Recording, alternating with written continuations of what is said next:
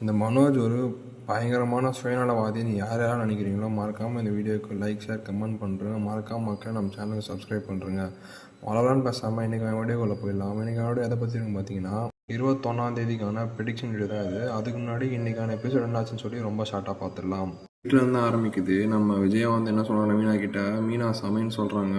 மீனா என்ன சொல்கிறாங்க, மீனாவை சாமிக்கிறோம் தான் போகிறாங்க. ஆனால் முத்து தடுக்கிறாரு. என்ன சொல்கிறாருன்னா, மீனா எங்கே வந்தாலும் நீ தான் வேலை செய்வா, சரி நானே இப்போ வெளியே வாங்கிட்டு வரேன்னு சொல்லி அவர் வெளியே வாங்கிட்டு வர போகிறாரு.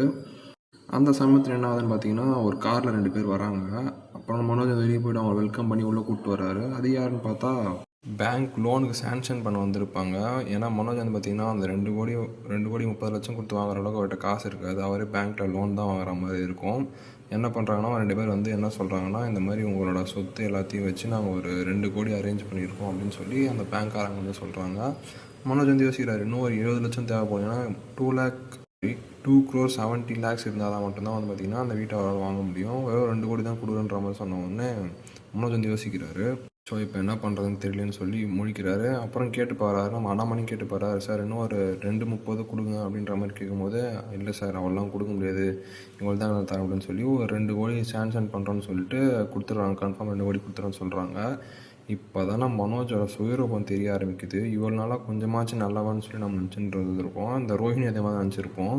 ஆனால் இவங்க 2 பேருமே ஒரே கூட்டையில் வந்த மட்டும் தான். என்ன பண்ணுறாங்கன்னு பார்த்தீங்கன்னா, அதே டைமில் பார்த்தீங்கன்னா முத்து வெளியே போயிருப்பார் சாப்பாடு நேரத்துக்கு. சாப்பாடு வச்சுருக்காங்க, எல்லோரும் சாப்பிட்டுட்டு இருக்காங்க. அப்போ என்ன சொல்கிறாருன்னா, என்றைக்குமே கவனிக்காத அவங்க அப்பாவை நம்ம மனோஜ் வெத்தலை டப்பா திரும்பி கொடுக்குறாரு. இந்தாங்க அப்பா சாப்பிடுங்கன்னு சொல்லி கொடுக்குறாரு. சரி அது இருக்கட்டும், முன்னாடியே அண்ணாமலைகிட்ட பேசியிருப்பேன் இந்த மாதிரி தனியாக பேசணும்னு சொல்லி கேட்குறாரு. தப்பாக இந்த மாதிரி தனியாக பேசணும், எல்லோரும் வெளியே போகலான்னு சொல்கிறாங்க. அவங்க அப்பா என்ன சொல்கிறாருன்னா, யாரும் வெளியே போக மாட்டாங்க, என்ன வந்தாலும் இங்கேயே சொல்லுன்னு சொல்கிறாங்க. நம்மளுக்கே தெரியும் இப்போ பார்த்தீங்கன்னா அந்த 7 லட்சம் புரட்டியாக ஆகணும். அந்த 7 லட்சம் என்ன பண்ணுவான், எப்படி பார்த்தாலும் ஒன்று அந்த வீட்டை வச்சாகணும், அப்படி இல்லை அந்த வீட்டை விற்றாகணும் அப்படின்னு சொல்லி நான் யோசிச்சுட்டு இருந்தேன். அப்போ என்ன நடக்குதுன்னா, இவன் கேட்குறாங்க மனோஜ், இந்த மாதிரி நம்ம வீடு இருக்குல்லப்பா, அந்த வீடை விற்றுடலாம் அப்படின்னு சொல்கிறாங்கன்னா, இதை கேட்ட முத்து ரொம்ப டென்ஷனாக வர்றாரு. ஆனால் எதுவும் காட்டிக்கல ஸ்டார்டிங்கில். அப்புறம் அண்ணாமலை என்ன சொல்கிறாருன்னா, நான் எடுக்க வேண்டிய முடிவு எதுவும் இல்லை, உங்கள் அம்மா தான் எடுக்கணும். இப்போ நம்ம பார்த்துருப்போம், எந்த விஷயமா இருந்தாலும் மனோஜுக்கு ரொம்ப சப்போர்ட்டாக இருப்பாங்க. யாருன்னா விஜயா. விஷயத்தில் வாயாக திறந்துருக்க மாட்டான், கொம்முன்னு தான் இருந்திருப்பாங்க. ஏன்னா பார்த்தீங்கன்னா விஜயாவோட அப்பாவோட வீடு தான் அது. ஒரு சென்டிமெண்ட் எப்படி பார்த்தாலும் அதனால் வாயை மட்டும் கொம்முன்னு இருப்பாங்க. நம்ம மனோஜ் இன்னும் கத்த ஆரம்பிக்கிறாரு, இந்த மாதிரி எனக்கு இந்த வீட்டில் ஷேர் இருக்குது, எனக்கும் இந்த வீடு சொந்தமாக இருக்குதுன்னு சொன்ன உடனே நல்லவன் மாதிரியே பேசுகிறாரு. மனோஜ் என்ன சொல்கிறாருன்னா, வீட்டில் பங்கு வந்தால் நம்ம அவையும் ஹோட்டல் ஸ்டார்ட் பண்ணுறோம், முத்துக்கும் காசு கிடைக்கும், அதை வச்சு அவங்க வாழ்ந்துப்பாங்கன்னு சொல்லும் போது எல்லாருமே டென்ஷன் ஆகுறாங்க. டேய் முத்து சொல்கிறாரு, இந்த மாதிரி டேய் நீ இந்த வீட்டை வாங்கிறதுக்கு நாங்கள் இருக்க வீடு எதிராக விற்கணுன்ற அப்படின்னு சொன்னோடனே, ஏய் விற்றா எல்லாருக்கும் பங்கு வரலாம் அப்படின்னு சொன்ன மாதிரி ஒரு செல்ஃபிஷாக ஒரு மாதிரி எப்படி சொல்கிறது, சுயநலவாதின்னு பார்த்தாலே தெரியுது. மனோஜ் ஆல்ரெடி எப்பயும் அப்படி தான் இருப்பார். ஆனால் இப்போ ரொம்ப மோசமாயிட்டாருன்னு சொல்லி நான் நினைக்கிறேன்.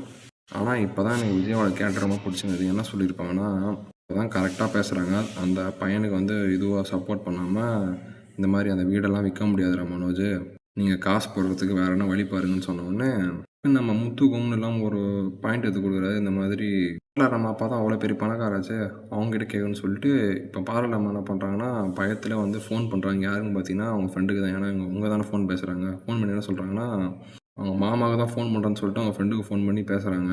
மாதிரி பணம் வேணும் அப்படின்னு சொல்லி அந்த வித்யா பொண்ணும் சும்மா சிரிச்சுக்கிட்டே ஃபன் பண்ணுறாங்க. அப்புறம் கடைசி என்ன ஆகுதுன்னா, நம்ம தெரிஞ்ச மாதிரி தான் இந்த மாதிரி எங்கள் அப்பா ஜெயிலில் இருக்கார், அதனால் டாக்குமெண்ட்ஸ் எல்லாமே ஃப்ரீஸ் பண்ணிட்டாங்க, வெளியே இருக்க லேண்ட் ப்ராப்பர்ட்டி வச்சு கூட எதுவும் பண்ண முடியாதுன்னு சொல்லும்போது அப்புறம் எல்லாம் பேசிட்டு அப்படியே கிளம்பி போயிடுறாங்க.